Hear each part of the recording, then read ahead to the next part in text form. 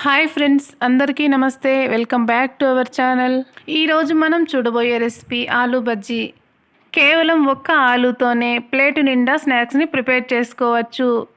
చూసారుగా, ఈ విధంగా పొంగుతూ రావాలంటే వీడియోని తప్పకుండా స్కిప్ చేయకుండా చూడండి. అప్పుడే కొన్ని టిప్స్తో మీకు ఆలూ బజ్జీని ఈజీగా ఏ విధంగా ప్రిపేర్ చేసుకోవాలో తెలుస్తుంది.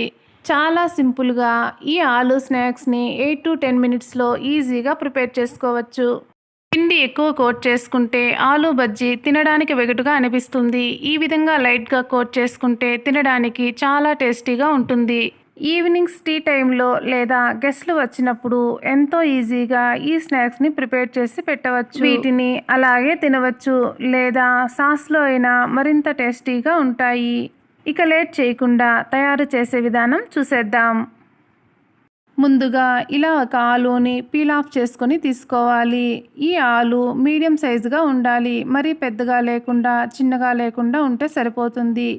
ఇక్కడ చూపించిన విధంగా సన్నగా స్లైసెస్ లాగా కట్ చేసుకోవాలి. మీరు కనుక స్లైస్ కటర్ని ఉపయోగించినట్లయితే చాలా ఈజీగా కట్ చేసుకోవచ్చు. చూసారుగా, ఈ విధంగా కట్ చేసుకోవాలి. మరీ మందంగా లేకుండా అలాగని మరీ పలుచగా లేకుండా ఈ విధంగా ఉంటే మనకు పిండి కోట్ చేసుకోవడానికి చాలా బాగుంటుంది. మొత్తం అన్నీ కూడా ఈ విధంగా కట్ చేసి పక్కన పెట్టుకోవాలి.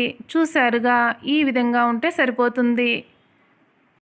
ఇలా కట్ చేసుకున్న వాటిని ఒక బౌల్లో వేసుకొని ఒకసారి వాష్ చేసుకుందాం. ఈ విధంగా వాష్ చేసుకోవడం వలన మనకు ఆలు కలర్ చేంజ్ అవ్వకుండా వైట్గానే ఉంటుంది. వాష్ చేసి రిమూవ్ చేసిన తర్వాత మరొక్కసారి వాటర్ వేసుకొని పక్కన పెట్టుకుందాం. ఈ విధంగా ఆలు మునిగే వరకు వేసుకోవాలి. ఈ విధంగా ఒక బౌల్ తీసుకొని ఇందులో 1 కప్పు శనగపిండిని వేసుకుందాం. 1 కప్పు శనగపిండికి 1.5 టేబుల్ స్పూన్ బియ్యపిండి అయితే కరెక్ట్గా సరిపోతుంది. ఇందులో కలర్ కోసం 1/2 టీ స్పూన్ పసుపు అలాగే 1/2 టీ స్పూన్ కారం కూడా వేసుకోవాలి. ఈ విధంగా రుచికి సరిపడా సాల్ట్ కూడా వేసుకుందాం. ఇందులోనే చిటికెడు వంట సోడా కూడా వేసుకోవాలి. ఈ విధంగా కొద్దిగా వాము తీసుకొని ఇలా నలిపి వేసుకోవాలి. వాము వేసుకోవడం వలన మనకు గ్యాస్ ప్రాబ్లం రాకుండా ఉంటుంది.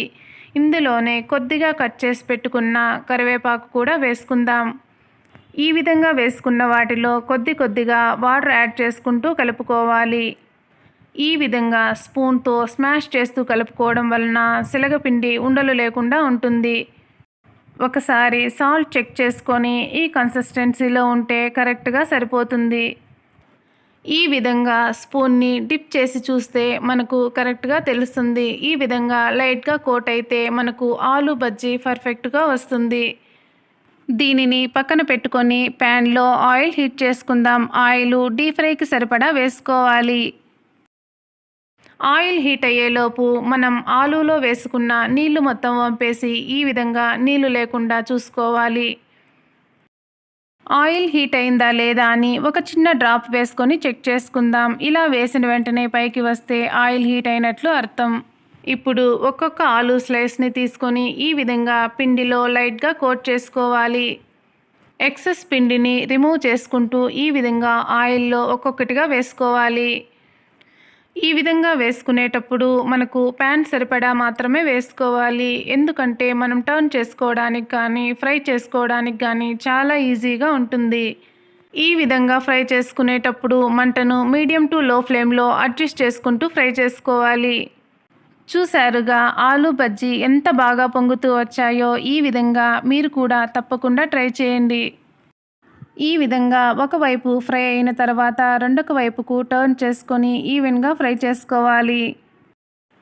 చూసారుగా, ఆలూ బజ్జీ ఈ విధంగా కలర్ వస్తే మనకు కరెక్ట్గా ఫ్రై అయినట్లు. ఇలాంటప్పుడు ఎక్సెస్ ఆయిల్ని వంపేసిన తర్వాత ఒక ప్లేట్లోకి రిమూవ్ చేసుకుందాం. మొత్తం కూడా ఈ విధంగానే ఆలూ స్లైసెస్ని లైట్గా కోట్ చేసుకొని ఫ్రై చేసుకోవాలి.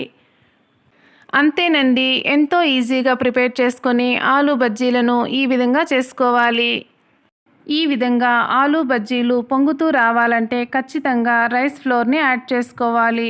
బియ్యం పిండి యాడ్ చేయడం వలన మనకు ఆలూ బజ్జీలు చాలాసేపటి వరకు సాఫ్ట్గా కాకుండా చాలా క్రిస్పీగా ఉంటాయి.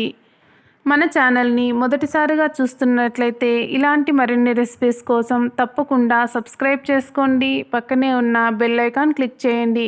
ఏ రెసిపీ పోస్ట్ చేసినా మీకు వెంటనే నోటిఫికేషన్ వస్తుంది. అలాగే లైక్ చేయండి, షేర్ చేయండి. మీరు లైక్ చేసి షేర్ చేయడం వలన ఈ వీడియో మరికొంతమందికి రీచ్ అవుతుంది. ఈ రెసిపీ ఎలా ఉందో తప్పకుండా కామెంట్ చేయండి. Thank you for watching. Have a nice day.